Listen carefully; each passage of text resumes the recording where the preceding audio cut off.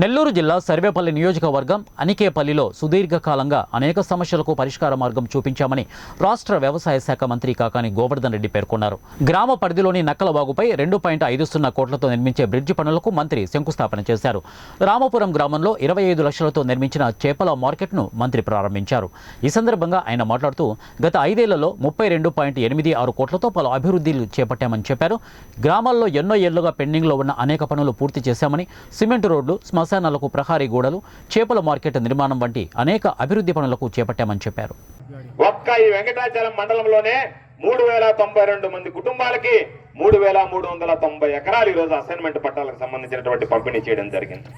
ఒక్క అనికేపల్లి గ్రామ పంచాయతీకి సంబంధించే అసైన్మెంట్ భూమి చేసుకుంటున్నటువంటి వ్యక్తులు 150 మందికి 152 ఎకరాలు ఇచ్చాం.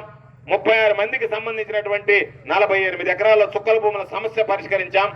ఫ్రీ హోల్డ్ కింద 72 మంది 20 సంవత్సరాలుగా అనుభవిస్తున్నటువంటి ప్రభుత్వ భూములని పట్టా భూములుగా మార్చి 76 ఎకరాల 16 సెంట్లు ఈరోజు పేదవాడికి సర్వ హక్కులు కల్పిస్తూ పట్టా భూమి కింద ఈరోజు ఇచ్చాం. 477 మందికి ఈరోజు ఇళ్ల స్థలాలు ఇచ్చాం.